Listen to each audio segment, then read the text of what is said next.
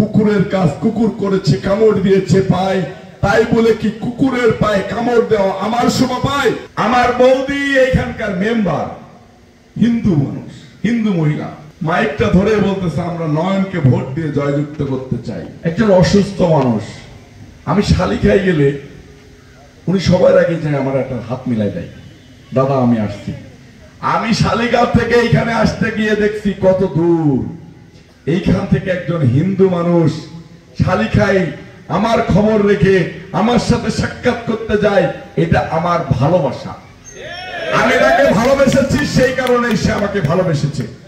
আমি একজনের উদাহরণ দিলাম, উনি মুরব্বী মানুষ, সেই কারণে এখানে ম্যাক্সিমাম লোকই আমার সাথে দেখা করতে চায়।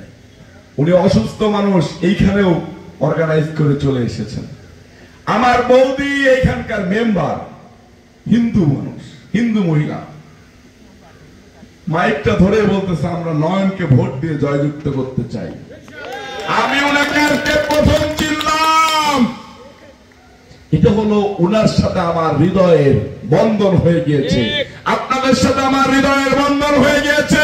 আমি এই মা ছেড়ে আর কোথাও যেতে চাই না, এই ভালোবাসা ছেড়ে আর কোথাও যেতে চাই না।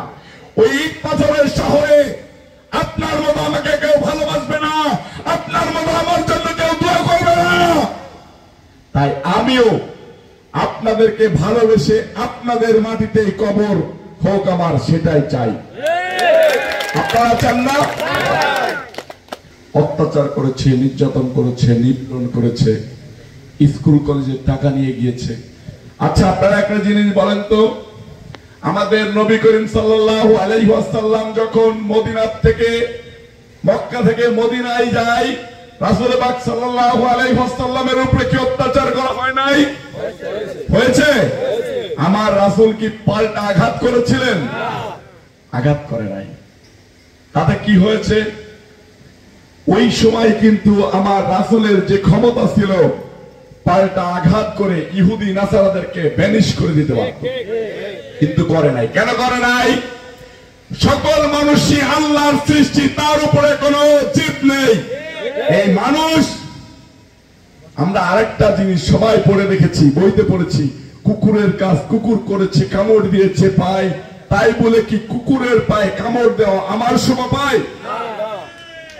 আমি একটা জিনিস বলতে চাই, আপনিও মানুষ, আমিও মানুষ, যারা আপনাদের উপর অত্যাচার করেছে তারাও মানুষ। আপনি যেহেতু রাসূল পাক সাল্লাল্লাহু আলাইহি ওয়াসাল্লামের উম্মত, আপনি যেহেতু আল্লাহর বান্দা নবীর উম্মত, আপনি তাদেরকে ক্ষমা করে দেন। 3 বার নির্বাচন করেছে, ফেল করেছে, ফেলও মানুষ করতেই পারে।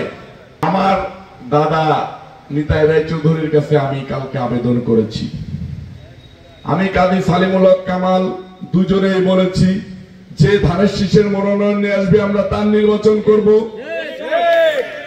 আমরা চাই বিএনপির ভারপ্রাপ্ত চেয়ারম্যান জনাব তারেক রহমান সাহেব তার দলকে বাঁচিয়ে রাখার জন্য যেরকম প্রার্থী খুঁজতেছে, সেরকম প্রার্থীকে মাগুরা 2 আসনে মনোনয়ন দেওয়া হোক, যাতে দল দীর্ঘদিন যাবৎ বেঁচে থাকে, দলের মানুষের সেবা করার সুযোগ পায়, দলের মানুষের কাছে দিন রাত 24 ঘন্টা ছুটে বেড়ায়, এরকম লোক চাই।